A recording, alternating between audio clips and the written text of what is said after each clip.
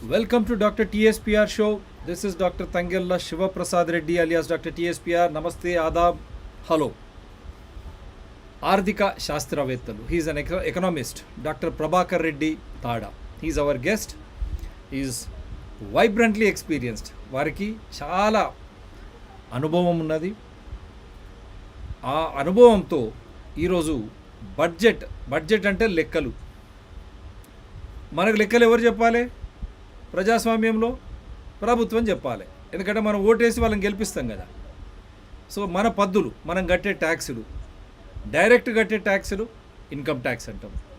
ఇండైరెక్ట్గా పప్పు ఉప్పుల నుంచి మీరు కొనేటివన్నిటి కూడా అది ఒక ట్యాక్సులు.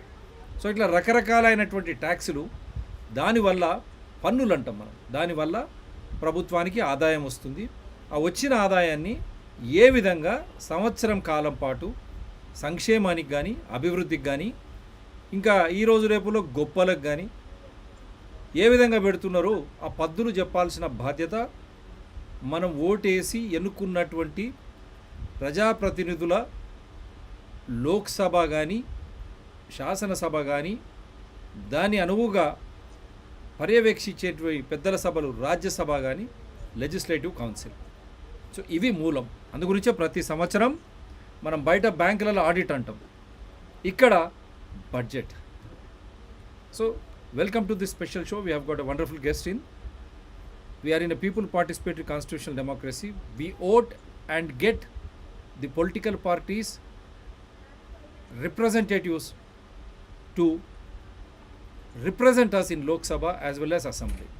So every year, as we say audit of a bank or whatever you do business, similar way the audit of public funds is done by Parliament as well as assemblies, because the taxes paid by us, direct in the form of income tax, ITR returns we call, indirect, right from salt to whatever you buy, all including the televisions, the screens, whatever you buy, the computers, they all come under indirect taxes. And so the governments are bound to give us that expenditure, how much tax is collected, how much they have expended on what, and how much they have borrowed, in case if they have borrowed from other.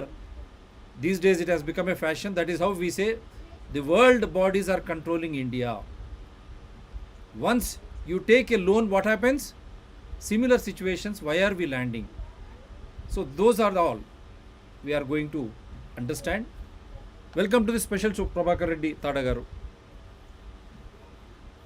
Before I make him a presenter to present his PPT, let me just show you how our 1 rupee is being spent by this government. Let me just, here it is.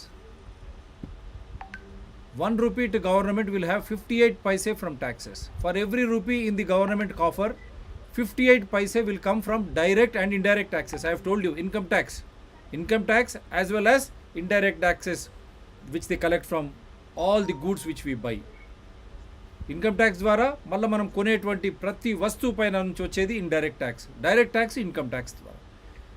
ఇది 35 paise from borrowings. చెప్పాను కదా, బయట నుంచి అక్కడ నుంచి ఇక్కడ నుంచి వచ్చినటువంటి అప్పులు తప్పులు. దాని తర్వాత 5 paise from non tax revenue like disinvestment, అంటే పబ్లిక్ సెక్టర్ యూనిట్స్ ఉన్నాయి, ప్రభుత్వ రంగ సంస్థలు. ఎయిర్ ఇండియా టాటాకు బాయ్, బిఎస్ఎన్ఎల్ జియోకి బాయ్, హెచ్ఏఎల్ అంబానీ మిగతా వాళ్ళకు బాయ్. ఇట్లా all public sector units, how HAL has gone to Ambanis, BSNL has gone to Jio Ambanis, and farming sector it is going to Adani's. Likewise, Air India has gone to Tata. So with that disinvestment, because it is our money, we are getting 5 paise and 2 paise from non-debt capital receipts according to the budget documents for 2022 and 23. This is how 1 rupee to the government will have 58 paise from taxes and 35 paise from borrowings and other liabilities, 5 paise from non-tax revenue, because they pledge on our head and they borrow loans from the lead bank called London Bank at a very nominal percentage, and that is how banks try to again reloan it to all these big enterprises at our cost, at our liability. So that is what liabilities is all about.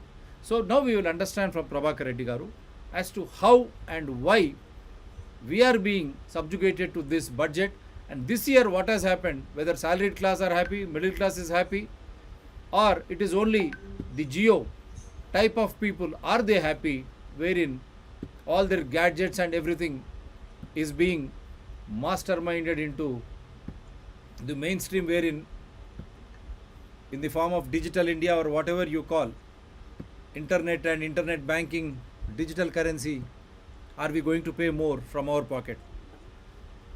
Yes, sir. Shall I make you a presenter? Yeah.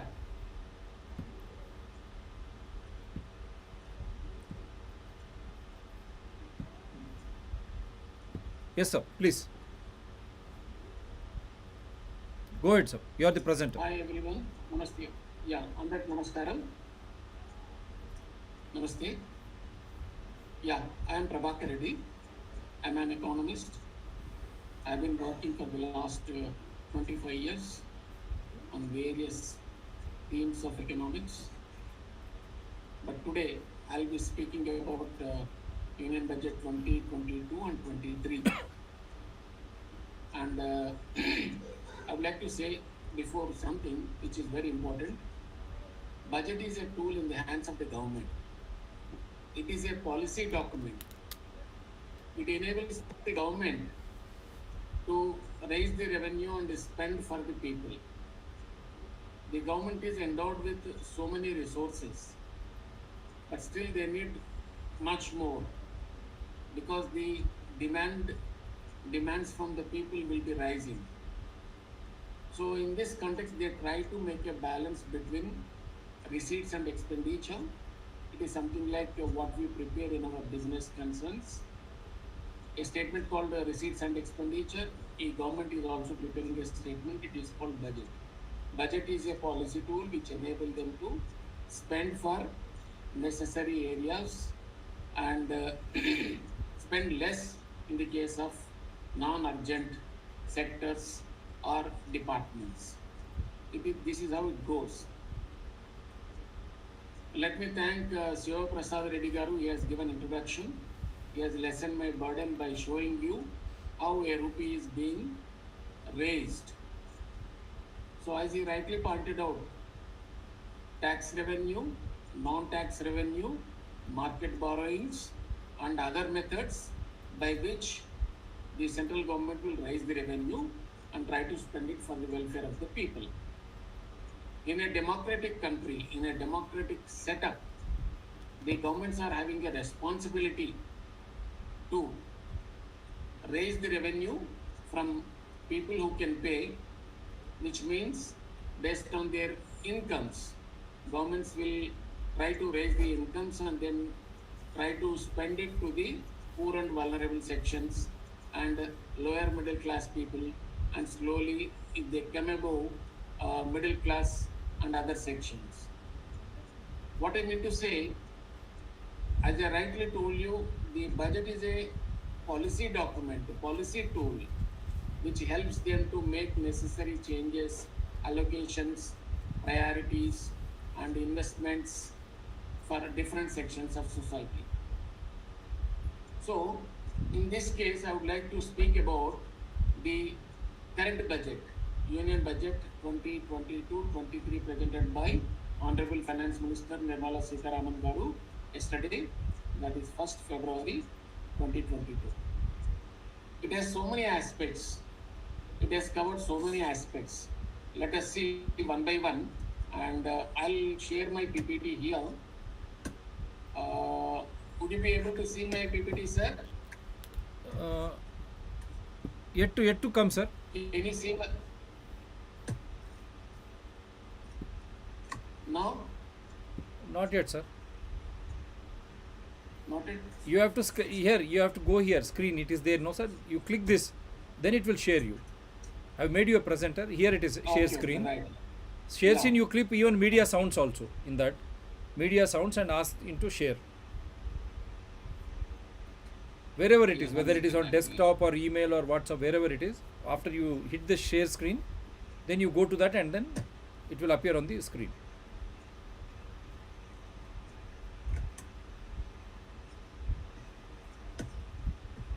for the fourth year, a woman finance minister presenting the budget, and as she has been doing it regularly. Last year 1 hour 52 minutes. This year it is only 52 minutes. Maybe the budget is also confronted with corona pandemic. It's a great privilege that a woman minister. We congratulate her. That is wonderful. Because our household budgeting is done by none other than our mother, wife, or sister, whoever it is. And India has such a finance minister. But why we are still not able to cope up? Crores of employment generation as promised by BJP NDA government. It has come to just 15 to 16 lakhs in this budget. Instead of creation, why it is coming down? Like the budget speech has come down to 52 minutes now. This year from 1 hour 52 minutes. Maybe everything is being censored in the name of pandemic or corona. And not only that, the worst part is the BJP, which has come on the dash rule, has really got the budget to February 1. That means you are following the English New Year. That is why they are denoting it as 2022. Only January is there. Hitherto it used to be. Yes, sir, it has come. Okay, yeah. Now you can make it full screen also once you go for slide. Yeah, it is full. These are the side ones also will go, sir. Once you hit the slideshow,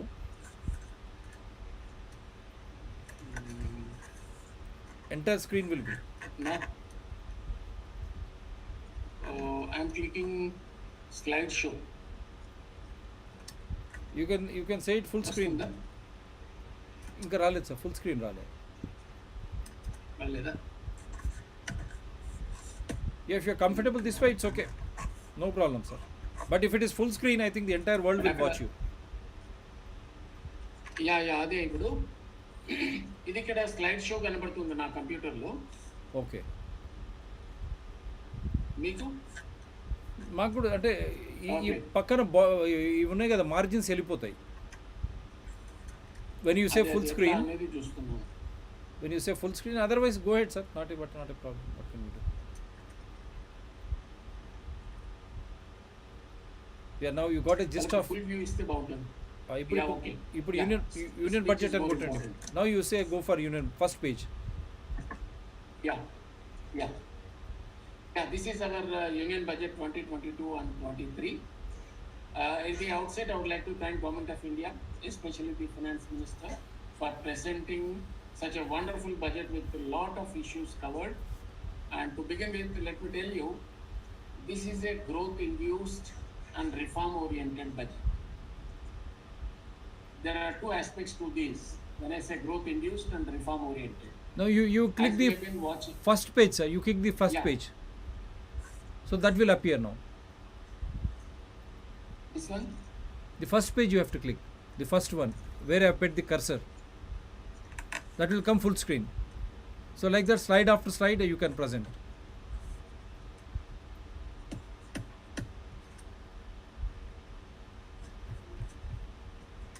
లేదండి ఇంతకు ముందు లాగానే వెళ్ళిపోండి sir. ఇక్కడ నుంచి మొదలు పెట్టండి sir. I think this would be better. మీరేమంటున్నారు? దీని ఏం చేయాలి? Next one, you go for next slide. మీ ఆరో మార్క్స్ ఉంటాయి కదా, లేకుంటే ఇక్కడ లెఫ్ట్ సైడ్ పోయి ఇక్కడ క్లిక్ చేయండి. కనబడలేదు, ఇక్కడ ఏం లేవు. ఎంటర్ నొక్కండి, లేకపోతే ఆరోస్ ఉంటాయి కదా సార్, అప్ అండ్ డౌన్. ఇది ఇలా వస్తుంది, బట్ అది కావట్లేదు. ఇది ఉంది కదా నెక్స్ట్ స్లైడ్. ఇది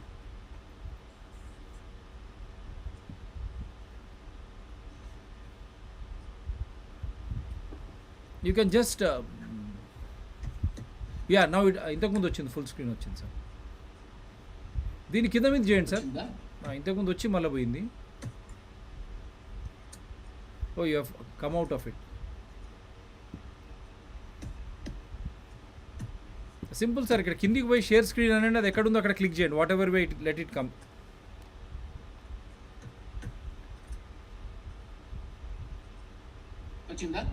వచ్చింది కానీ ఇది జస్ట్ పేజ్ వచ్చింది sir. Some slide last slide వచ్చింది. ఇప్పుడు ఏమైనా పెద్దగా వస్తుందా? ఇప్పుడు పెద్దగా వచ్చింది. You go to the first slide. This now it is full screen now. Go back to the first slide. Yeah, this is my first one. అవును, ఇది పేజ్ 2 ఫస్ట్ వన్. ఆఫ్ 2 అని వస్తుంది సార్. ఇది వన్, ఇక్కడ వేరే ఏం లేదు ఇది కాకుండా. ఇదే లేదు సార్, ఇట్స్ నాట్. ఒక పని చేస్తాను సార్, నేను మళ్ళీ ఒకసారి I will make you presenter again. If there or any, నేను మీకు పంపాలి ఇది పీపీటీ. లేకుండా నాకు పంపండి సార్, నేను ప్లే చేస్తాను. ఒక్క నిమిషం. So our first finance minister has presented our fourth budget, if I am not wrong, and this budget lasted for 52 minutes. Various aspects we will hear from the economist, what are those and how they are going to help, and after which again we will have 10 to 15 minutes discussion on what is to be done and how it should go. We are just finding at the moment just some technical difficulties, but don't go away. They will be sorted out in a minute or two.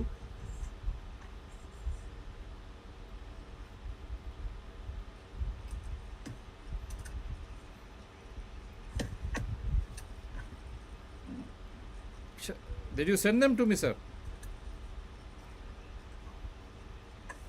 No, I'm trying. Me email నా దగ్గర ఉంది కదా? Email undi. I have not made you a presenter. Now I will make you a presenter. Because you are not a presenter, it may not come. ఒక్క నిమిషం. మీ email చెప్పండి. Email అయినా లేకపోతే WhatsApp పంపించండి సార్.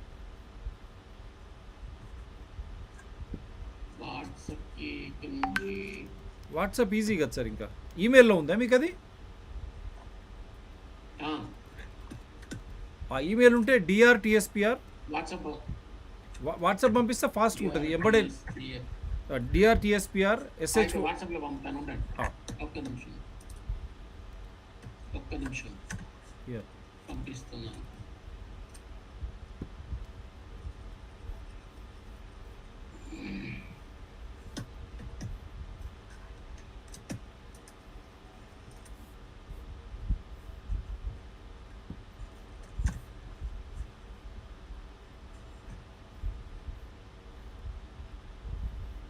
లేదు డైరెక్ట్, ఒకవేళ అది రాకపోతే మెయిల్ అయినా పంపండి సార్. ఏది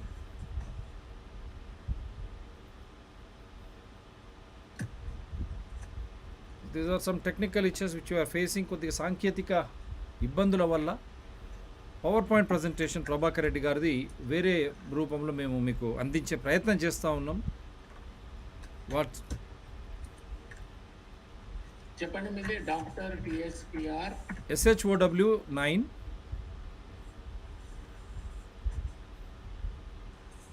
@gmail.com.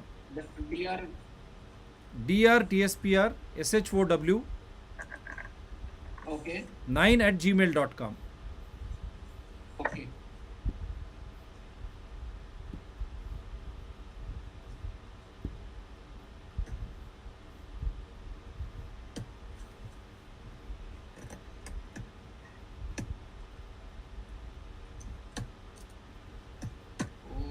Computer slow ఉంది సార్. I'm sorry. వాట్సాప్ ద్వారానే పంపండి. లేదంటే at least if you have your daughter I will just ask her to. Yeah, నాన్నైట్ రారా. I made you a presenter, you just try once from your end.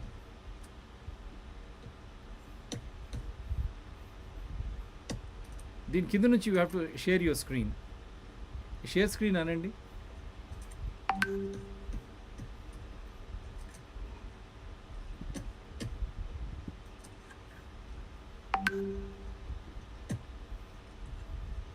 ఇప్పుడు ఒకసారి share చేయండి sir. I made you presenter again.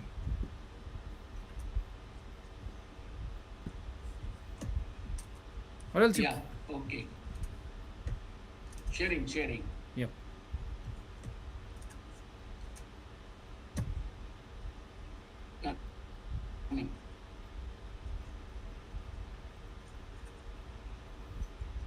వచ్చిందా? వచ్చింది sir. Go head sir. ఇక్కడ నుంచి now let me not whether it is full screen or whatever it is, please go ahead. Yeah, దాన్ని కిందకి కొట్టుకుంటూ రండి సార్ మొత్తం. అప్పుడు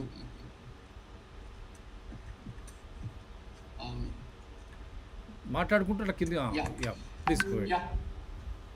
This is my Union Budget 22-23. I would like to make some remarks about it, and it has a plethora of issues that have been discussed in a detailed fashion. To begin with, I'm focusing on certain aspects like why it is growth induced, because it appears that finance minister is more concerned about the GDP growth rate and reforms, and they were also talking about corporate profitability and GDP growth rate and the GST collections. These are the three things which have been discussed for the last couple of months. But I feel that the GDP by itself will not really give anything to the common people unless it is being distributed evenly through some kind of mechanism. The people would be able to get something out of it. Therefore, having or wish to have some kind of growth rate is fine, but we need to see that how this growth rate of GDP will be distributed evenly to everyone, leaving no one behind. And secondly, reform oriented. Why it is reform oriented? Knowingly or unknowingly, intentionally or unintentionally, we have been reading the path, that is economic reforms path from 1991, and we have agreed to adopt liberalization, privatization, and globalization. As part of LPG strategy, we are going in for reforms time and again. But is there any necessity for certain reforms in certain sectors? We need to discuss. We need to think it over. Is there any need to go in for reforms in a particular sector? Let me tell you one thing. Uh, as our Prasad Reddy, Shiv Prasad Reddy garu correctly pointed out in the beginning, Air India has been divested and it has been sold out to somebody. Tata have got it. And if it is really making losses, if you are not able to manage it, then well, you can do it. But why do we want to privatize and sell the very good performing companies or institutions for that matter? So therefore, the issue is that growth is for whom, and if there is a growth rate of GDP, how you are going to distribute among the people by looking at their incomes and you know other aspects. Secondly, why do we need reforms in each and every sector? Why not be confined to some sectors only? That is one thing. Secondly, just before the budget, there is a tradition that Government of India will present economic survey every year, and one day before the budget, on the last working day of January, that is 31st, they have presented the uh, economic survey 2021 to 22, and in which it was mentioned that the GDP growth rate will be something around 9% this year, and for the coming year, they estimated that, or rather, they predicted that it would be 8 to 8.5% per annum. So, which means the GDP, we were not able to really reach that previous period. Before COVID, we were having a very good growth rate. But as a result of COVID, we have really lost everything, and it has really adversely affected each and every section of society. People lost their lives, livelihoods, and many other assets.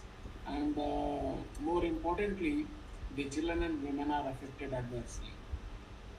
The point is that when we are trying to minimize and manage the adverse impact of COVID 19, we are also learning on the other hand and trying to manage it. While doing so, the point is that children and women are the disproportionately affected sections of society who needed to be looked at thoroughly, carefully, and whatever we are planning immediately in the budget, there should have been some programs, some activities, some allocations for the children and women. Yes, thanks to the budget, there is one important aspect, that is digitization or digital education. Okay, I'll come to that point. For children, for the sake of children who are deprived of their education, the budget has introduced a scheme that we'll discuss later. Now, if you look at the sector's performance, these sectors are performing differently. Agriculture has performed very well, and the industry did not do well. When it comes to service sector, it has performed well in 1920, and in 2021, because of COVID-19, it could not really show any growth rate or any improvement rather. But in 21-22 again it has posted some growth rate or some improvement. So దీని the కొద్దిగా point is screen that when can the economy is can you economy's performance is looked at from three angles. Sir can you Three move the screen sectors. Prabhakar Reddy గారు, can you move the screen? ఎందుకంటే స్క్రీన్లో Yeah, only yeah. Agriculture ఒకటి కనిపిస్తుంది. Yeah, జీవీఎఫ్ services Okay. Sector 7.2. Yeah, you can Yeah. Still, yeah you can Now, still. gross value added of services sector, gross value added of services sector is 7.2 in 1920, minus 8.4 in 2021, and 8.2% in 21-22. And the industry did not do well. We know pretty well that for the last many years, manufacturing sector has miserably failed in creating employment opportunities and contributing to the Indian economy in a big way. కిందికి రండి sir, ఇంకా We know కొట్టండి. pretty well that industries కింద ఉంది కదా last. Yeah,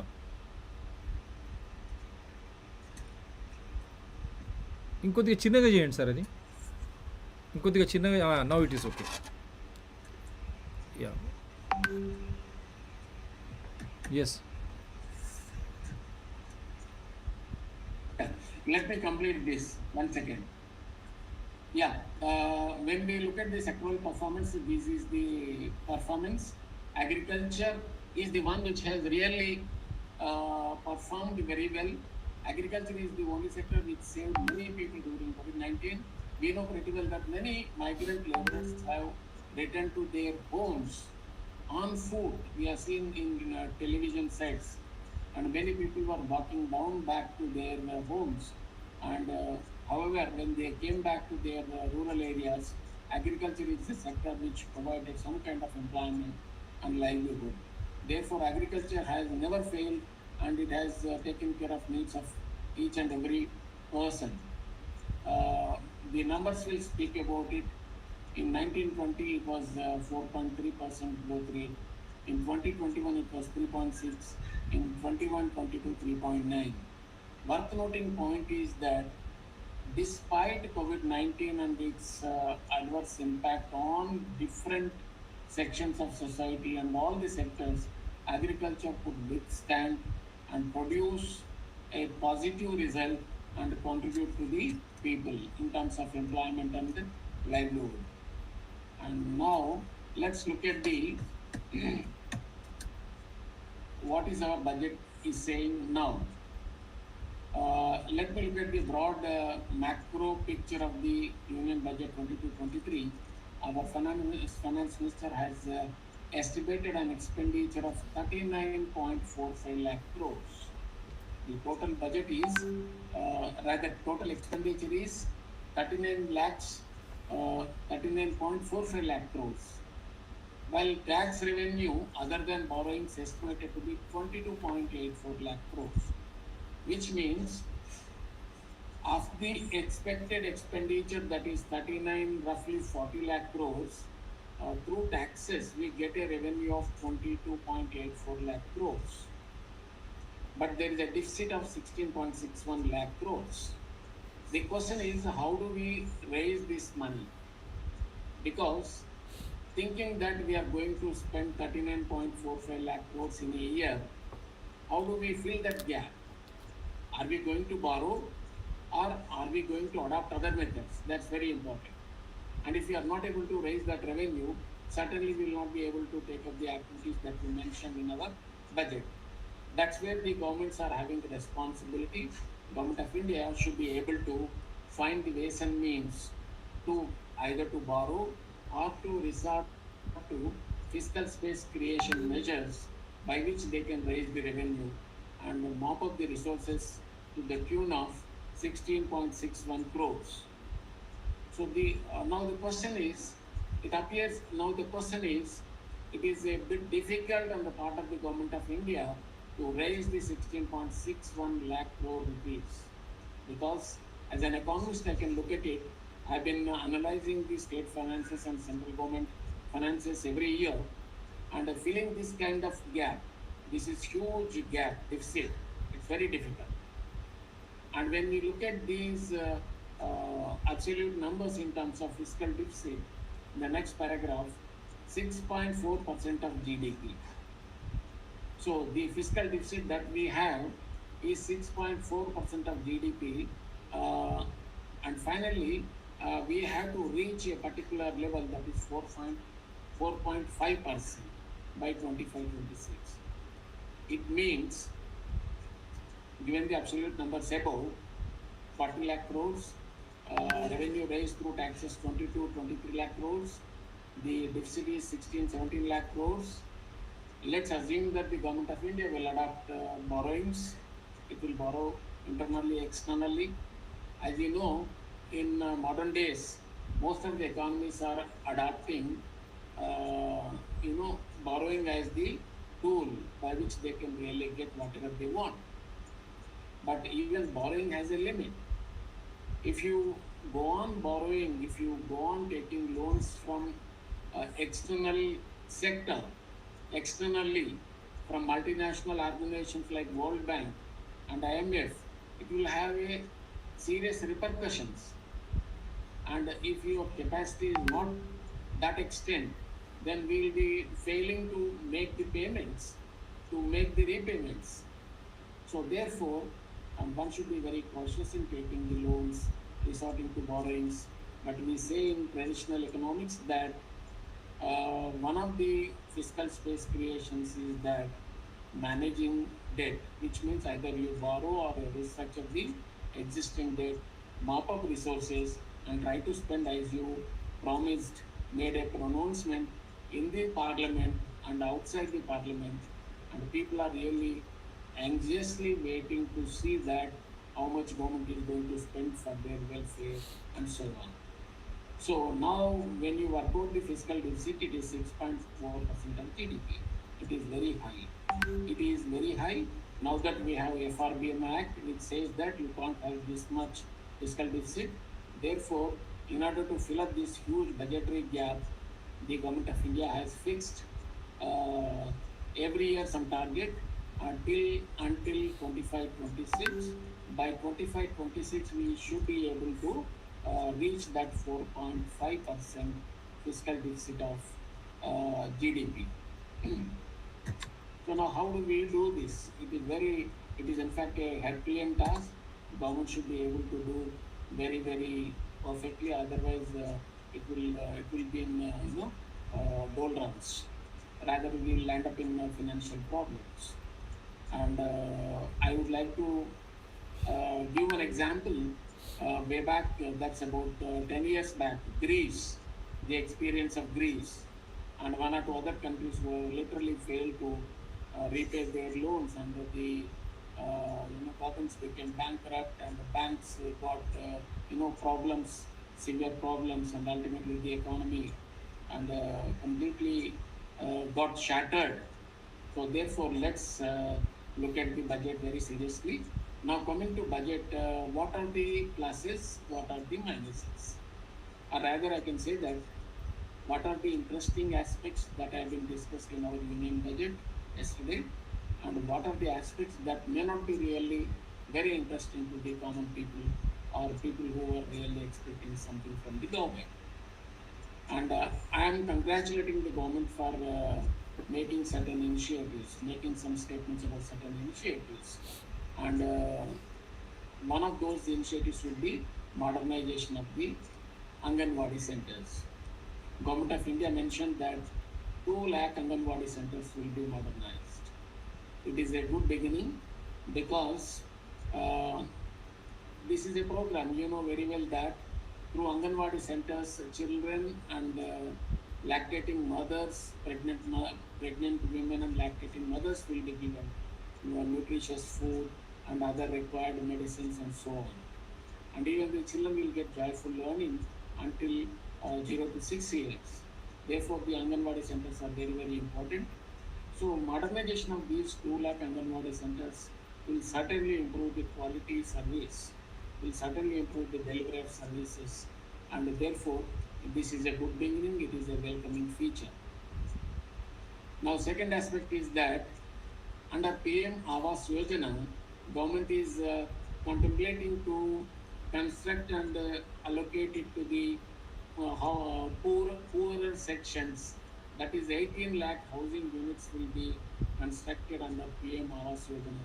This is another important thing. And as a matter of fact, the 18 lakh housing units may not be adequate, but since they are going on the right path, we should encourage them.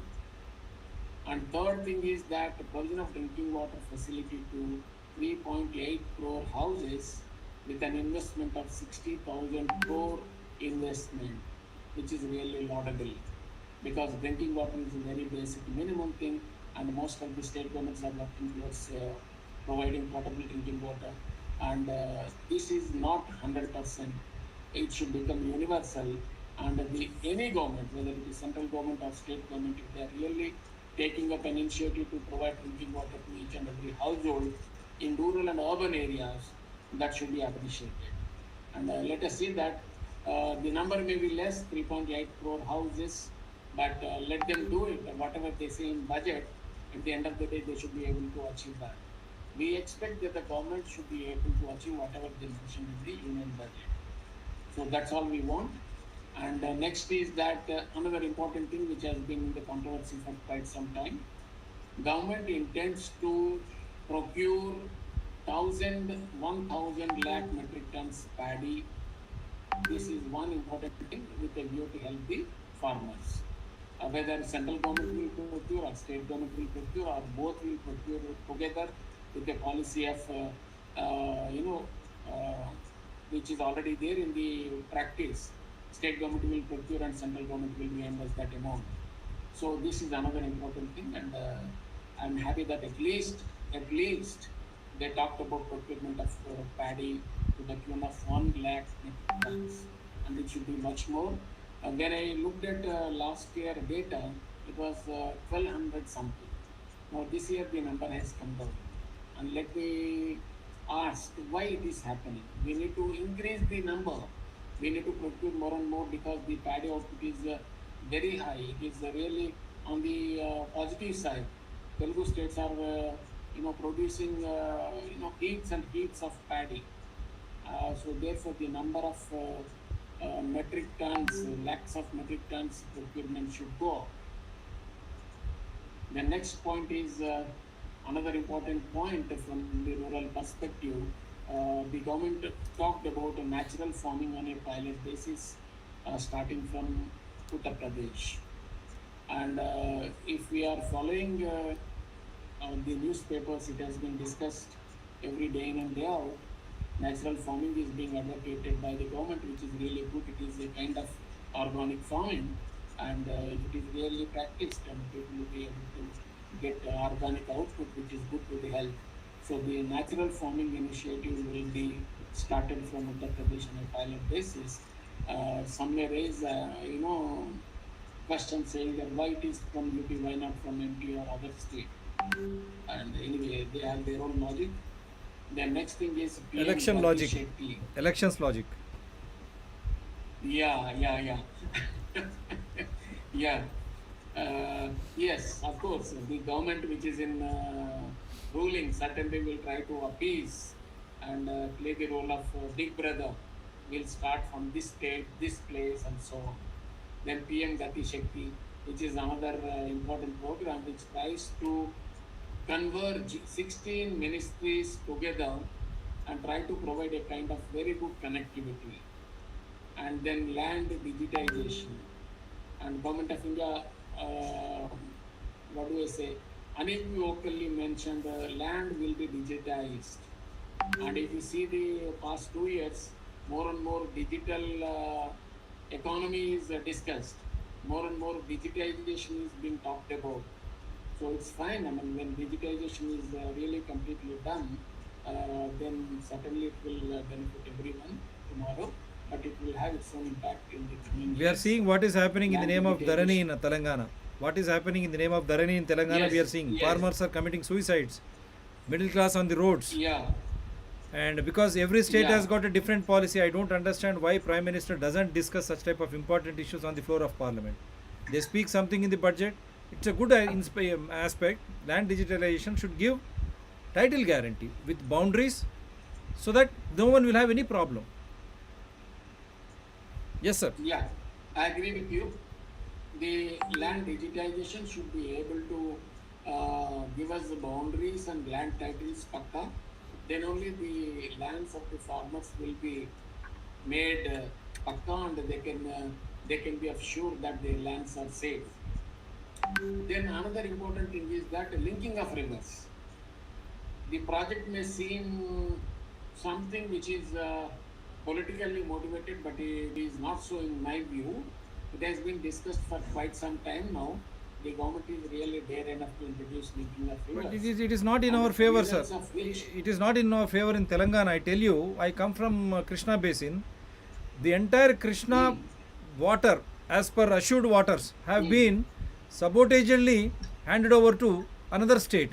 Now the Prime Minister, Chief Minister of Telangana, now he is concentrating on Godavari. That is what we were saying. If gold, we took the example of gold.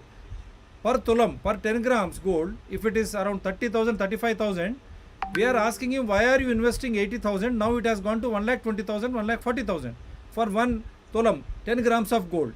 Instead of investing 30 or 35,000, why are you spending 1,20,000 per 10 grams of gold? So similarly, you are trying to utilize Godavari and you want to bring Godavari water to Krishna Basin. Why? What happened to Krishna Basin assured waters? We fought Telangana in the name of water. Neelu, Nidulu, Niyamakalu. We said it is mainly water. What happened to the Krishna Basin? Allotted waters. I come from an Atmakur. Now it has come into Vanaparthi district. It was Palamuru. Jurala, Krishna is very close by. Till this day, we don't have proper electricity or daily drinking water. Leave out other necessities. When we have assured waters, why are we not tapping assured waters? What happened to Palamuru Rangareddy lift irrigation scheme? And why we could not tap more water from Jurala when Andhra Pradesh is doing, it is a downstream state. You are allowing all the water to go to Andhra Pradesh. Now you want to bring Godavari water to Krishna Basin. Why? Who is asking you? Instead, from Krishna, you can have a canal from Jurala crisscrossing Mahbubnagar district. Now it has been divided into Vanaparthi, Rangareddy, Shadnagar. You can bring a canal from Jurala to Jadcharla. From there, with the gravity, you can bring the water to Himayat Sagar and Usman Sagar, Gandipet water, and then you can take it to Manjira also. Instead, you are allowing water to go to Sagar, and from there again you bring back water to Hyderabad. You are allowing all allotted water to go down the stream to Andhra Pradesh. Now you want to bring Godavari water to Krishna. How much Godavari water has come into Godavari Basin, you know. What happened to that, you know. Yes, sir. How can this policy be successful? yeah, I don't understand. Yeah, you're right. Thank you, Prabhakar Reddy Garu. And it's a very important contentious issue. And what I was talking about, I was talking from a macro level. The budget, it was discussed in budget saying that 5 DPRs are already prepared about this linking of rivers. So now the question is, the government of India should make them transparent. Let them put it on the website. Seek the opinions of people. People like us will really respond. Will reflect on that. What are the uses of it? Who will benefit? Who will lose? Why we are going in for linking of rivers? And such a huge budget, Reddy Garu, such a huge budget. You are an economist. Such a huge budget. In such a way that it will benefit other people. There no transparency, accountability on that amount. No transparency. Their own Yes, Nadda, yes, their own national that is what I am president. saying. No, Prabhakar Reddy Garu, their own national president, Nadda, he has made a very big comment in 2020 that in the Godavari, 40,000 crores of rupees corruption has taken place. Why Prime Minister doesn't speak? Why on the floor of Lok Sabha no one speaks about that? Is it just a political this thing to win that Dubaka election? Now Mr. Nadda and Mr. Prime Minister has to clear. If such a big corruption has taken place, what is the action you have taken? 2019, 2020, 2021. They have gone for income tax rates. They have not mentioned which are the they said the companies have looted. Then why they did not go for enforcement directorate as they have gone in other issues, raids? Nothing is clear. Yeah. No, Yes. it's public Actually, money. there It's should be public money. transparency and accountability. Yeah. We have been talking about transparency and accountability at the level of local governments. Why not at the level of state governments and central government? And proudly, the government of India, they say that 5 DPRs have been prepared and we are going in for leaking the rivers project. Maybe it is useful for a larger section of people. They may say that it is in the interest of the public at large. But how do we really do that? What about the water rights of these people who are in Telangana? Yeah, They we say have they are lost. trying We to have we are right losing now. water. Krishna Basin water is going down the stream. How many projects are there to tap assured waters? First, you clear that. And what Yeah. happened to that Yes. Palamur Rangareddy? When corruption cases were raised in the Yes. courts, they are there. They have simply stopped when we Yeah. exposed corruption. That their central government is Yeah. not speaking on that. And again, their own party Yeah. president, Mr. Nadda, he states that 40,000 crores corruption has taken place in Godavari lift irrigation scheme, which is called as Kaleshwaram. Then why they are not investigating even after the income tax rates? That beats my intelligence. Where is the Yes, transparency? yes. They are making just big Instead statements. instead of raising outside, if they raise it in the parliament, that would make sense. That is good. I mean, people come to know. We can try to see that people who are involved in it will be punished, and it's not simply saying for political gains. So That's whatever what. it is, Then we are that should losing. really Now we are create a losing. debate. Not One only should- Dr. Reddy, we are losing Krishna Basin, our rightful waters to another state. We are not against that state. Let that state have their own share of water. They are constructing new Yes, projects. I yes. appreciate them. But what about our Telangana CM? Yeah. He is not doing anything. He has shelved Yeah. Krishna Basin just like that. And BJP doesn't even speak because all their BJP leaders are from North Telangana. Unfortunately, our chief Yeah. minister, they all hail from North Telangana. South Telangana, entire Krishna basin has gone dry now. It has become a desert. How can this be? And how can you say you will bring water from Godavari? Then what about my assured waters? That means you want to inflate the budget, no transparency and accountability, and you borrow loans. And tomorrow, what?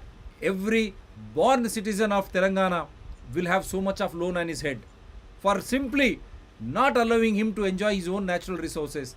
The attained Telangana hood will deliberately dry down. Yes, sir. Yeah, yes, this is in fact, a very big issue and it should be discussed. I think I suggest let us have a theme on this linking of rivers and its, merits and demerits as a separate case. We can discuss on that. Wonderful. But now that we are discussing about the Yes, yes, sir. budget, Yeah, yeah, please. yeah, and there are the budget also mentioned about 3 special schemes for women and children. They were not really clear about it. They did not mention in the budget. And these are the 2 sections, women and children. We have been looking at for quite some time. They are the marginalized sections. So you only announce 3 schemes, fine. But what are they? Where are they? How are you going to implement them? How much money is being allocated? Please speak out. That is what we are asking the government of India. Please tell us what are these, how you are going to implement. It's not simply, a tokenism kind of thing. Yep. So, next.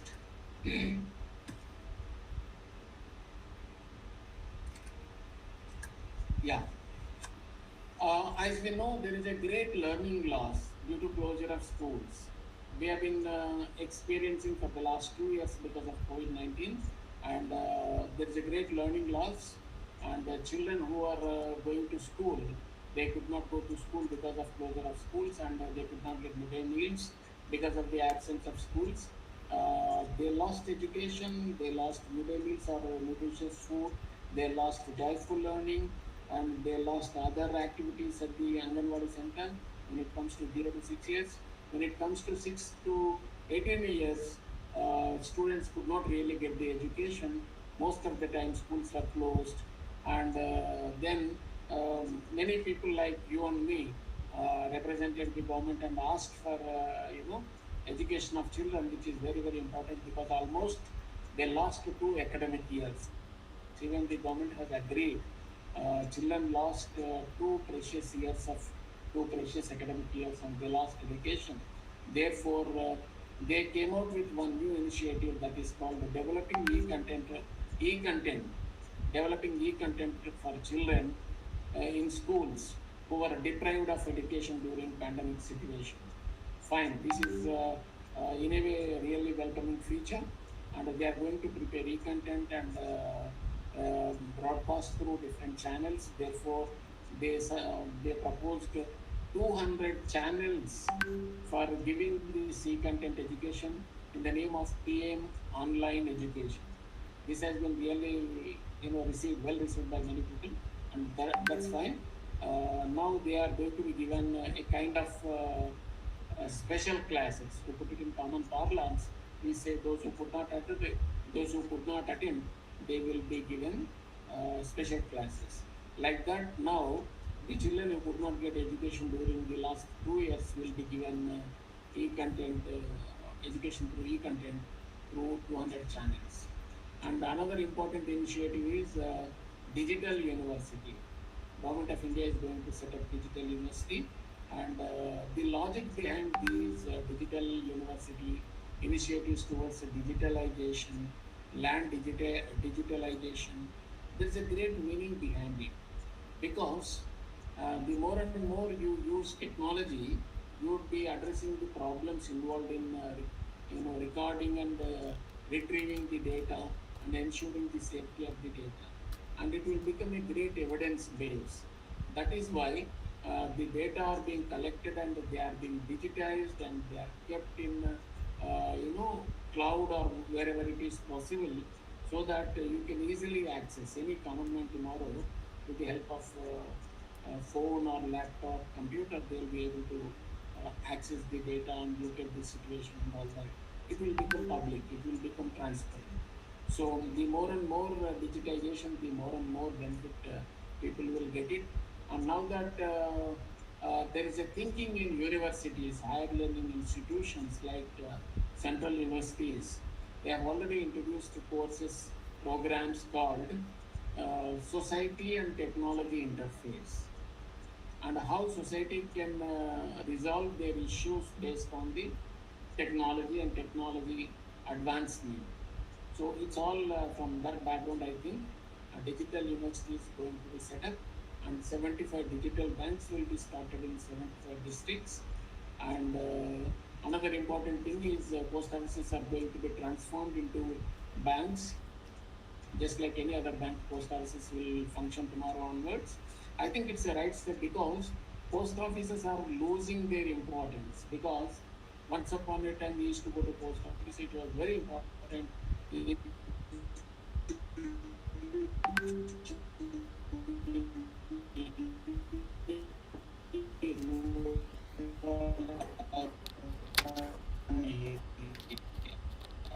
Now it is not like that previous days.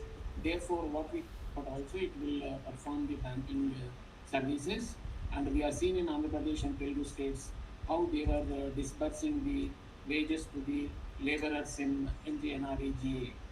So that is one role. Actually, the idea was good. There were hiccups in the payment of wages to post offices. But however, Not only that, now Reddy let's Garu, see here, how concretely. Reddy Garu, they are saying Yeah. something, central Yeah. government is saying something. In our own Hyderabad, from where Santosh Nagar, new Santosh Nagar colony, from where I am beaming this live to the world, they have closed the post office. It's all nonsense. See, they are saying something and doing something else, because they are trying to close. See how they have merged the banks, and now they are closing the post offices. Now they say everything, we are turning post offices into banks. Where is the post office? Why did you close the post office then? You have merged banks. This is all trying to privatize everything. On the paper something, and actually something else is happening. And if it is really, if you are increasing post offices, if you are really turning them into banks, nothing like it. We will welcome it. Yeah, yeah, correct. And I think maybe the head post offices, which are really critical in junctions, they may be converted into banks, but other post offices will continue. As you rightly said, some of the small post offices are closed down. Why it is so? Do they not need postal services? We are we are They we have are, to we are go facing for. we are facing difficulties, sir, in Santosh Nagar. I have to mail something, Yeah. I have to post something, I have to buy something. Even we have accounts there, deposits there. All of a sudden, overnight they have shifted. Nonsense. This is absolutely strange. But no, no. What I'm saying is that when budget is really presented, there should be explanatory notes, detailed explanatory notes, which should be uploaded on the website of the Government of India, Finance Ministry, so that people can access, they can go through, they can read. There should be transparency. Please explain the rationale. Please explain the give us numbers. How many post offices? Where? How do you want to convert them into banks? Why it is so? What is the need? Who represented to do so? And then this Digitalization, digital economy. digitalization to make Yeah. Ambani to become more neo-rich, to make all those laptop manufacturers or mobile manufacturers to become more rich, and this is what is happening, but not a digitalization of Prime Minister's office or Chief Minister's office, because we are not able to contact them through digitalization. Digitally we are not able to contact them. Which address we have to contact? Where should we send our complaint? Now everything has been centralized now. You have seen income tax. It has been taken away from Hyderabad. It has gone to Bengaluru now. See, this is what is happening. Where is Yeah. transparency? Yeah. Yeah. Yeah. Anyway, and we have to discuss. We have to organize. Yeah, Sessions just like trying to these. put forward. And Nothing. Yeah. yes, yes. And another important initiative is MSMEs. Micro, small, and medium enterprises are given a real fillip and make them sustainable institutions. Because during COVID, these are these sectors which are badly affected. People lost their businesses, their employment, and people who are dependent on MSMEs for employment, they lost their employment income and they came back to their villages. They were suffering like anything. So now that the government has recognized and they created a platform for marketing their output. That is one thing. Secondly, huge investment. If I remember correctly, 2 lakh crore rupees has been allocated towards MSMEs. And there is also another third thing, credit guarantee scheme has been introduced for MSMEs so that they can generate employment for semi-skilled and skilled personnel in the near future. So many people were representing the issues of MSMEs for the last 5 years. I am the witness because I was in Delhi. I have seen how people are going to the ministry and submitting the memorandums about the micro, small, medium enterprises and different kinds of sections. Institutions were submitting the representations. Right. So it's good that MSME is given a good support in this budget. But let's see whether they are going to really implement in letter and spirit. So my only point is that whatever you say in the budget, please do it at the end of the day, so that there can be some kind of positive picture that emerge. So it's not simply saying and not doing. So let us stick to it. If you say something, please do it. So this is one sector which got real benefit, that is MSME, and then next is inflation and unemployment. This is another important aspect that the government of India is grappling with. Inflation is 5.6, and we have high wholesale price index, high consumer price index, depicting that there is a wholesale price inflation and consumer price inflation. So the inflation which is mentioned here, 5.6%, it is a real burden on the consumers. Prices of everything has gone up. All essential commodities, starting from onions, pulses, everything. So that's how the inflation is rising. On the one hand, we are facing the inflation. On the other, we have the unemployment situation. And employment is lost almost 30% during COVID-19. There is a study by one economist from Delhi which say that 39% of women lost 39% of women lost employment, whereas 29% of men lost employment during COVID-19 situation. That means because of COVID-19, the employment of employment from many sectors has been badly affected. This is one area which is not in fact discussed in a detailed fashion. And another important thing is that there is a report recently released by the RBI which said that the title is Coping with the Pandemic, the Third Dimension. So, in which they mentioned that local governments by nature are suited to this country. The local governments are the ones which are really delivering the services. Particularly during COVID 19, local governments have really helped in tracing, tracking, treating the COVID 19 patients. So, therefore, local governments needed to be strengthened. More importantly, local governments, rural local bodies, and urban local bodies, we call them as city governments, they needed to be, their fiscal strength needs to be improved. But RBI report did not say that how this fiscal strength will come. The government of India, at least government of India should have discussed about this. Given the recent experience, given the recent experience wherein the local governments have addressed very well the COVID situation, neither they were congratulated, neither they were thanked, nor they were given resources adequately, and this has to be discussed, but which did not get any mention in the budget. So this is how we are ignoring certain important sectors, and there are very many other aspects. And if you look at the on the other side of the coin, and more it is industry oriented and service sector oriented, and industries, startups are given another issue. Startups are given 2 lakh crore rupees. I'm asking the government of India, you only encourage entrepreneurs, you only encourage businessmen. Why not? Why not you encourage entrepreneurs in agricultural sector? There are many people who are doing experiments in agricultural sector. It is not the old type of agriculture now. People are going in for innovative methods. People are adopting organic farming. People need some kind of investment. You please help benefit them. Far, another important thing is farmer producer organizations have become non-functional in some places. They are not really picking up, but the government of India is really still harping on the same strategy. I don't know why they are doing it. Instead of encouraging the agricultural sector, which is providing livelihood to the 58% of the population even today. It is the sector which is really taking care of the needs of the people. You see, agriculture and allied activities sector together as a primary source is meeting the needs of the 58% of the population.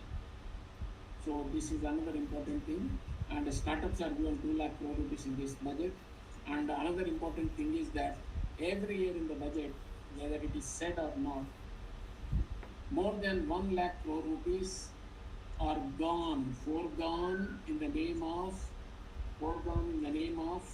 revenues lost to the companies, corporates. The government is pampering the corporates. The government is providing, relief, royalty, and benefits, so on and so forth. As a result, the government budget document itself is talking about it. It is clear every year. More, roughly 1 lakh crore rupees are being given to the banks every year for starting, either for starting new industries or for continuing in a particular region, and so on. Surprisingly, when I did some kind of analysis, it came to my notice that hotel industry, hotels started in some places are given tax relief, tax benefit, and so on and so forth. And it is making very good. It was making very good business before COVID-19. I'm sure after COVID, after March, April, once COVID is gone, the tourism and travel industry will really benefit. Why do you want to give them so much tax benefit? While this is on the one side, on the other, we have the tax havens. You know pretty well that how, in the name of fictitious companies, people are transferring their resources to other countries and they are putting there, not reinvesting in our country. You know pretty well what is a tax haven. They are evading taxes, transferring the resources from India to other country, and safely enjoying those resources and not reinvesting in India. So therefore, the government of India needs to relook at the budget, and it should be discussed thoroughly in Parliament. In this Parliament, in this budget session, they should discuss each and every aspect of budget presented and its implications, threadbare, and necessary changes need to be made. Now still there is now an opportunity to make necessary changes. It's not that it is over. It is only a tentative budget that has been presented by the minister in the parliament.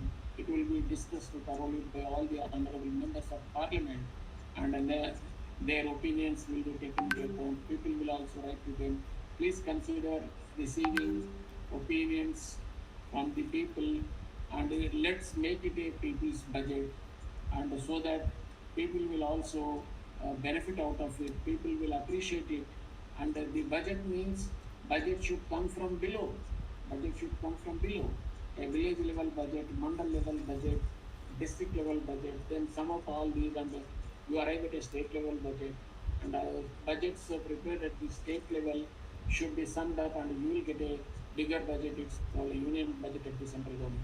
Though we have abolished the planning commission, and we have gone for economic reforms, still our planning is not from below, it is from above. Let's see our budget. The budget is being given by the government of India. Why don't you consider the people's wishes? Organize stakeholders meetings, organize consultative meetings. Please seek the opinions and wishes of the people from below, village level, mandal or block level, district level, state level. Then come up with your own budget. That should be the people's budget, and we want people's budget with transparency and accountability, so that people will really enjoy. And on the other hand, the people will be happy to contribute through taxes, direct and indirect taxes. They will not feel pinch of it, because you are collecting it and you are spending for our own sake. And the budget is a budget, which is something very interesting to it. So it should be made people's budget. It should be made people's budget. So this is what I want to say. And there are other aspects also, but anyway, I have covered most of the things. If there are any aspects that are left over, we can discuss in the question and answer session. So Yep.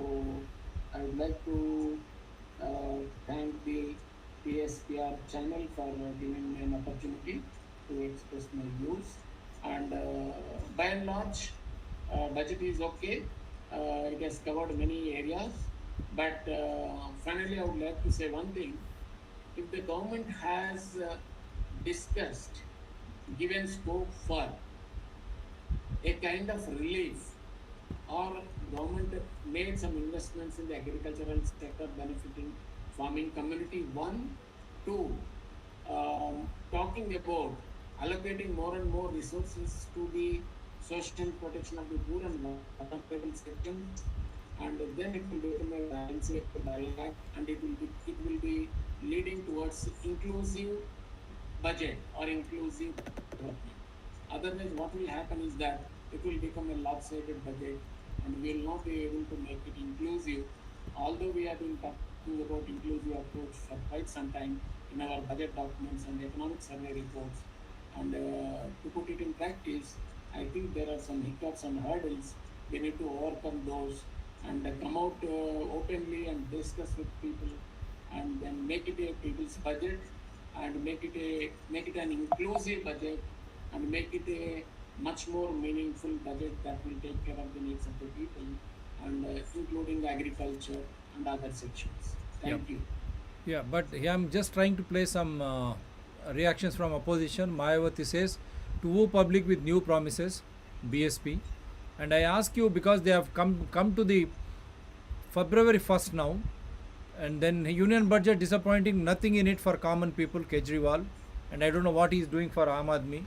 He is trying to frighten people in the name of COVID, and he recovers one day, whereas he goes for night curfews and all nonsensical things.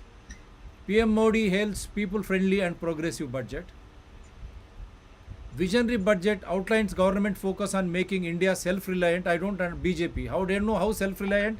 When you are allowing Western medicine to destroy our health, you are ignoring our own Ayurveda, our own traditional medicine, our own naturopathy, which have been curing. And when the Andhra Pradesh state is not allowing Anandaya Ayurveda Corona medicine, nor BJP, which has already passed a holistic bill in April 2020, why BJP is silent? Where is self-reliancy? What will you say about Swadeshi Jagran when you have allowed 100% foreign direct investment in retail BJP? That means even street side Kirana shops and milk vendor shops tomorrow will vanish. You will have only malls. For sake of milk, for sake of small matchbox, you have to stand in the queue in the mall to get it from the mall. India is a small geographically with high density population. You have seen what happened to US, such a geographical area, big geographical area, how pandemics were spreading. So what will you say about this? Linking of rivers, you talk about corruption. What happened corruption after November 8, 2016 demonetization? Why there is no income tax revenue reforms nor electoral reforms, BJP? That means you caught hold of corruption, you are utilizing it for political ends. Why have you not punished all those who have been caught during demonetization? That means you want to grow at the cost of corruption. Corruption is the biggest scourge BJP has to answer. Maharashtra Congress on budget, it says big numbers, dreamy promises, but nothing in reality. But Maharashtra Congress also, because SSI, vaccine manufacturing comes from Pune, they have created a lot of fear psychosis. Today we have been asking Supreme Court to High Court, where is Corona?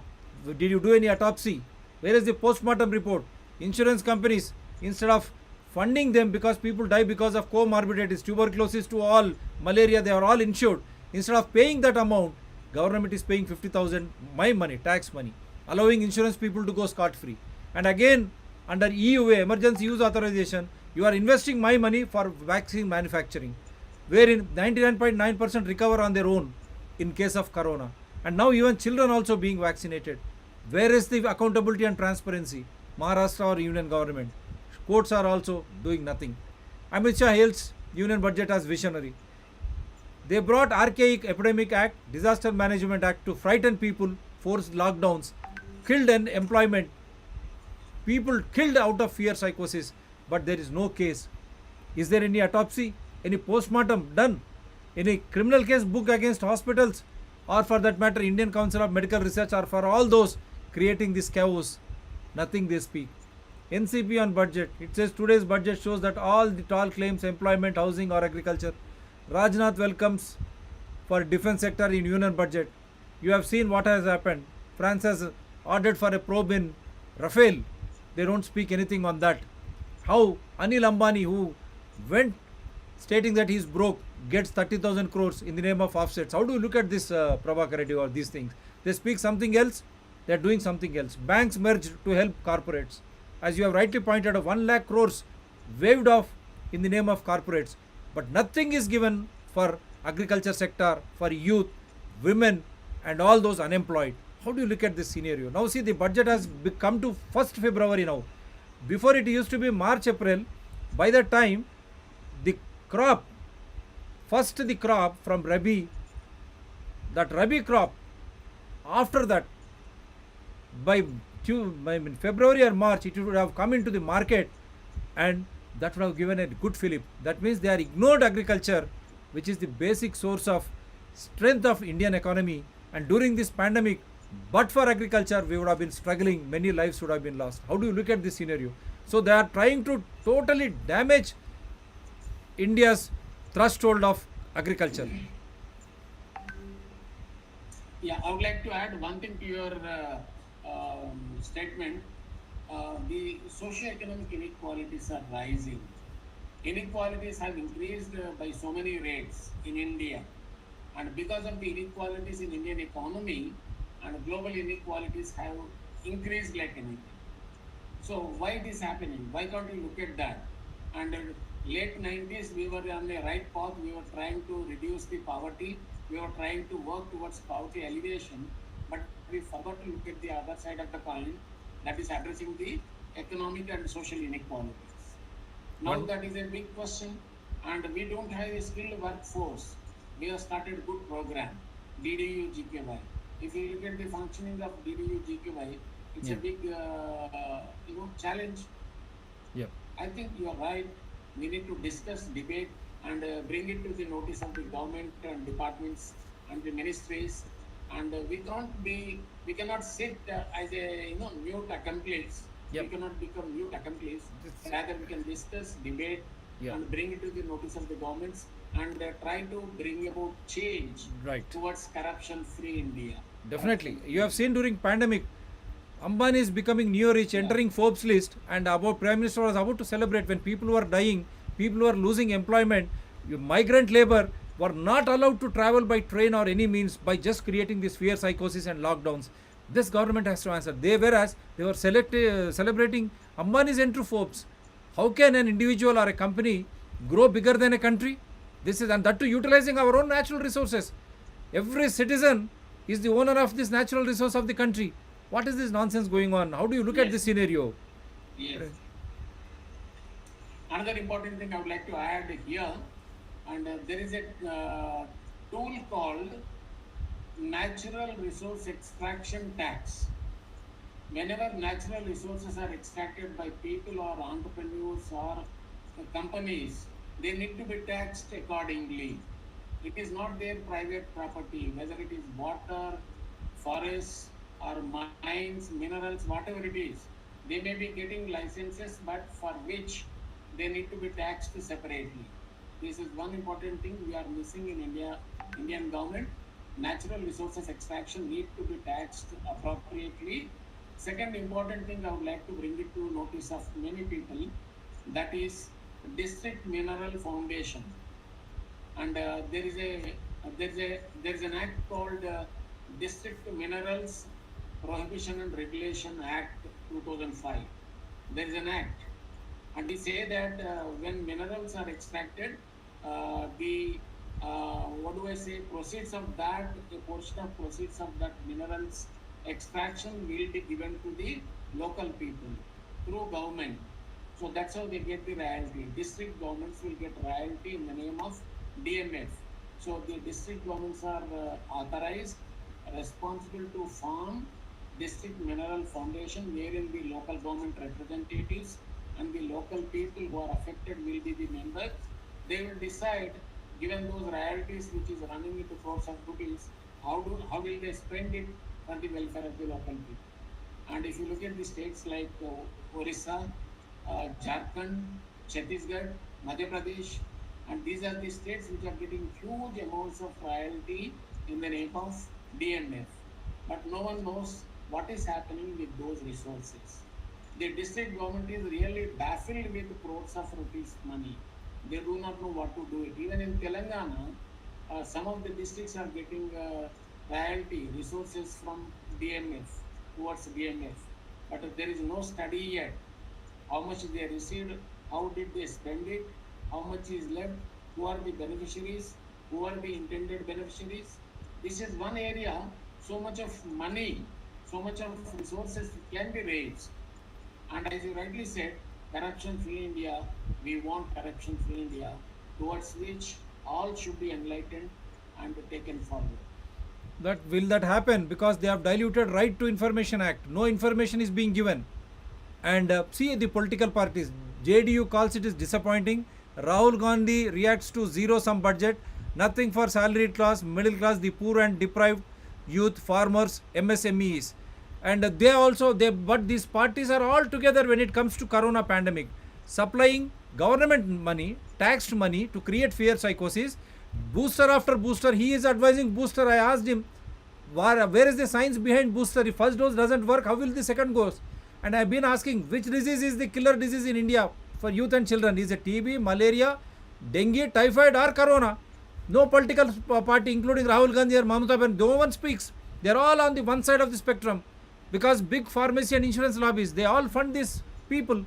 And now, when it comes to just political, that is the biggest bane of our democracy. People are suffering for want of these political parties really fighting for the people.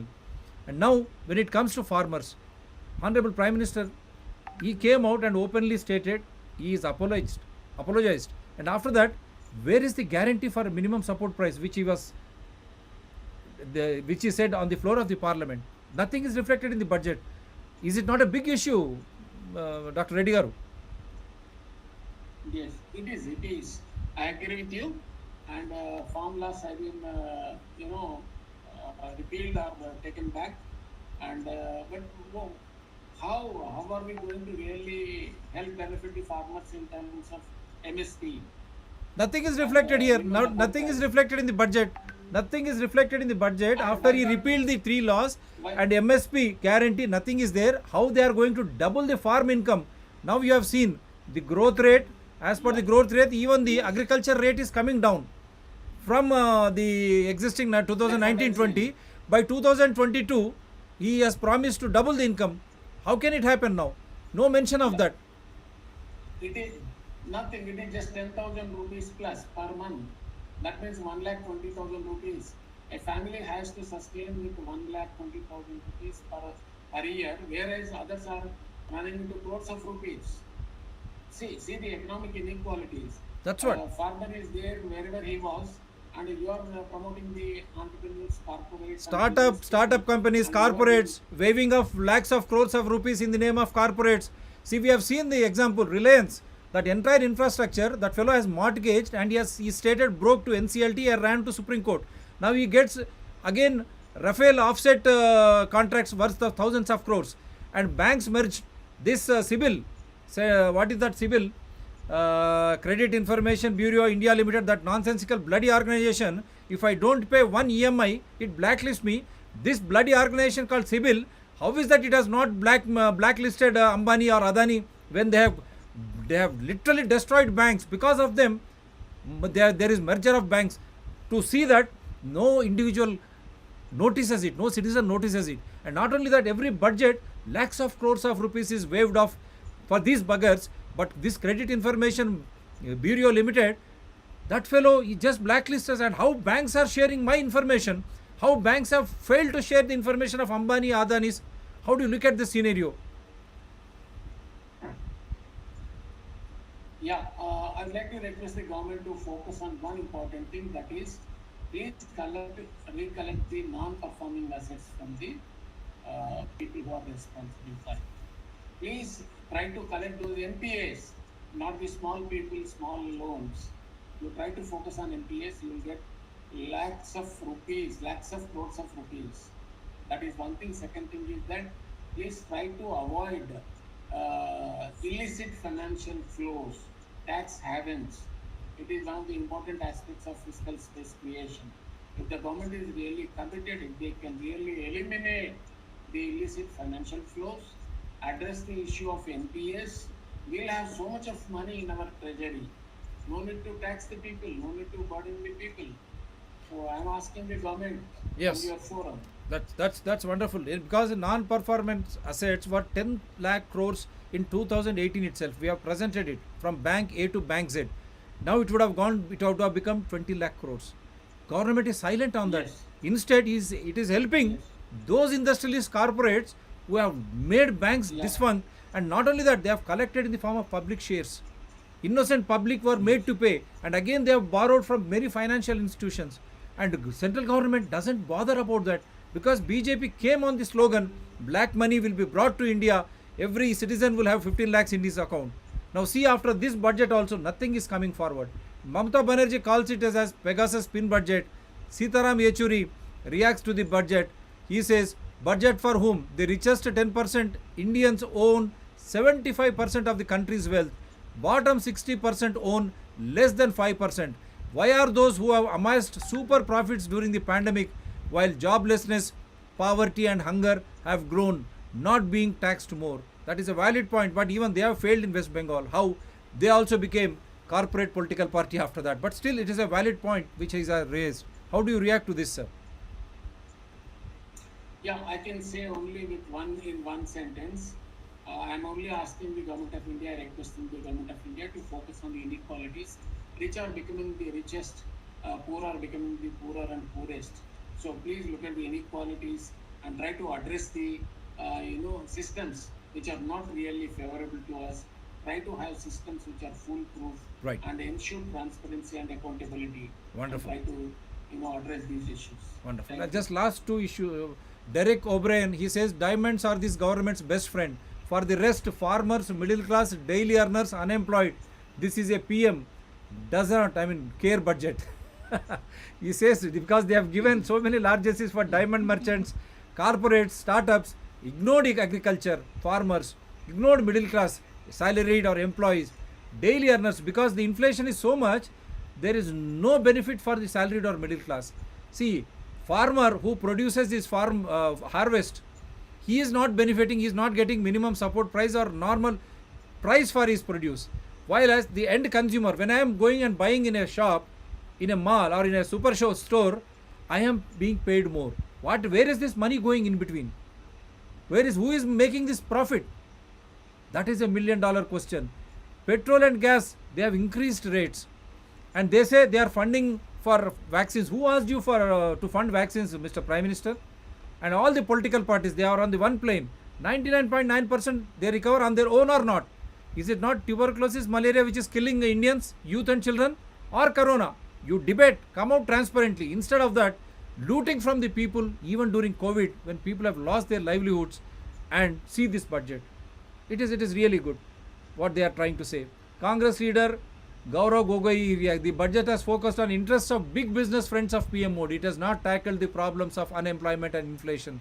They have done the same, even Congress regime also. They were waving off 30,000, 40,000 crores. They were the ones who have opened Melinda and Bill Gates Foundation. It is Congress UPA government which has started all that, privatizing health sector. They don't speak on that. Congress leader Jairam Ramesh tweeted on river linking projects mentioned that we have already done it. Congress General Secretary Randeep Surjala reacts to and he says cryptocurrency now legal without bringing the cryptocurrency bill. As you tax the cryptocurrency, what about its regulator? What about regulation of crypto exchanges?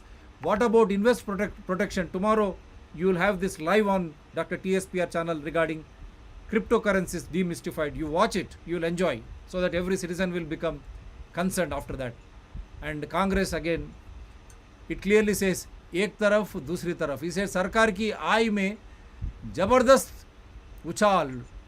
It says government has made lot of money. दूसरी तरफ 2021 के दौरान भारत में घट गई 84% परिवारों की आय. He says whether on 64.9% in 2020 government has made money out of taxes from people, and in 2021 84% of people, families have lost their income. सबका साथ, सबका विकास सिर्फ एक जुमला है. Okay, so these are some political comments which I wanted. There were many industrial comments also which they were appreciating, and they were all appreciating. There were many of industries.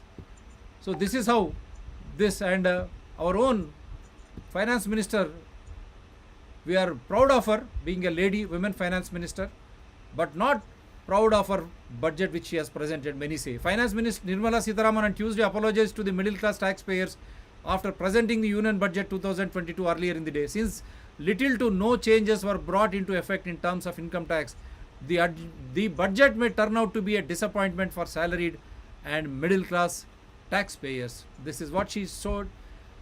She shared across and there were many other things which I thought would share, but because of lack of time, we are quitting the show. And one last word from our experienced economist before we say bye. People, you become vigilant. It is our money, it is our natural resource, and it is our fundamental right. And it is we are in a republic country, we are ourselves a constitutional authority, and we should have total information, confirmed information when before presenting the budget, how panchayats, mandals, district panchayats, every state government in every state have made them to become dysfunctional or enslaved. We have been demanding remove entry 5 from the state list so that these panchayats, district panchayats, Zilla Parishads, they function independently. Your point, sir, last point. Sir, just మీరు కొద్దిగా face కొద్దిగా పైకి పెట్టి you finish it off, sir. Your last point. Prabhakar Reddy garu. You just, I think, మీరు కొద్దిగా, your face is not visible. Yeah. Your last point. Yeah. You finish it off. I think, yes, in this context, I would like to make a couple of things. One is, the budget should become a people's budget. It should be prepared from the bottom, and people should be involved, especially men and women equally, and for which people should be educated, awareness generation should happen, for which there is a responsibility on all of us, not only governments, but also the civil society, media, people, and everyone all should come together and educate the people about the budget preparation methodology, methods, and next time hope that we'll prepare a people's budget, and so that the aspirations of the people will get reflected in the Union Budget 23-24. Thank you. Yeah, let us hope for the best. Tomorrow, don't forget, this will be retelecasted at 11 a.m. Indian Standard Time on Citizens Dr. TSPR channel, because he has simplified it to the core basic level. Every citizen, every student will understand what Dr. Prabhakar Reddy Tada has done today. We have simplified it to the corest level. Simply, very clear. When it is pandemic, it should be health. If you want to know health, you should have education. And under environment, we brought under this channel food and agriculture and legal education, because to understand all these perspectives. And environment, what is that they have done? They have made big statements in the budget, how they are going to bring down the carbon or whatever it is. What they are going to do, nothing is clearly reflecting, except trying to have big words in the name of to attract people because of assembly elections. And after March 10th, are they going to increase the rates of diesel and petroleum? They have brought down, you see, what is the gas rate, what is the subsidy they are providing, and in whose interest all this is being done. Neither the farmer is happy, neither end consumer we are happy, neither the salaried class is happy. Many students lost their education. Nothing, there is no new education policy or nothing. They have not spoken anything. Neither they are happy. At a stage when we say environment, when people are dying because of this pandemic, no accountability and transparency. And COP26, big words were made, but Honorable Prime Minister is he is inviting people to invest in our natural sector, oil and gas, in a big way. One side you want to protect, you want to salvage. On the other side, you are in trying to invest in such core sectors, oil, coal, gas, which again will result in environmental disaster. That is why there is no mention and no talk on the floor of the assembly or parliament. Or our Chief Minister Kalvakunta Tarak Ramarao, he said it is a Gundusunna budget. One side is selling away all public sector units, and that also profit making, LIC, BSNL, Air India, and other side he say government is going to do very well when it comes to this thing. And farmers, because of election issues or other issues, KCR just shifted his stand, but he was also participating in the Bharat Bandh when the union government was against repealing farm laws. Now they have to answer why he is not buying anything here. What has happened to Kaleshwaram? What has happened to Krishna Basin? What is happening to Dharani? What is happening to 317? What is happening to unemployed? So many promise, even state government has to fulfill it. But all said and done, no state government is happy. They feel their federal rights are being usurped. That is a big issue. That is a big issue. I only hope this should not happen in independent India. But mind you, right from Prime Minister to Chief Minister, they are all public servants. They work, they function with the taxes paid by us. They are not monarchs. We are not living in a tyranny, in a dynasty. It is not a monarch dynasty. It is a people participatory constitutional democracy. So I hope ప్రజలు కూడా అందరూ ఆలోచన చేస్తారు. ప్రజాస్వామ్యబద్ధంగానే కేంద్ర రాష్ట్ర ప్రభుత్వాలు ప్రజాహితంలోనే పారదర్శకంగా జవాబుదారితనంతోనే పనిచేయాలా. అందుగురించే ఈ బడ్జెట్ విశేషాలు ప్రభాకర్ రెడ్డి గారు మొత్తం ఒలిచిపెట్టి సామాన్యులకు అర్థమయ్యే విధంగా చెప్పడం జరిగింది. బడ్జెట్ అంటే మనం కట్టే పన్నులు మనకు వాళ్ళు లెక్క చెప్పాలి. మన అవసరాలకు తగ్గట్టుగానే కేంద్ర రాష్ట్ర ప్రభుత్వాలు నడుపుకోవాలా. అదే ఈ పద్దుల లెక్క. రేపు పునః ప్రసారం సిటిజన్స్ డాక్టర్ టీఎస్పీఆర్ ఛానల్లో అవుతుంది 11 గంటలకు. తప్పక చూడండి. Do support doctor TSPR channels in larger public interest. Thank you very much sir. Take care. Good night for all the Indians. సుఖనిద్ర, శుభరాత్రి for the world over. Good morning, good afternoon and good evening. Take care. Bye.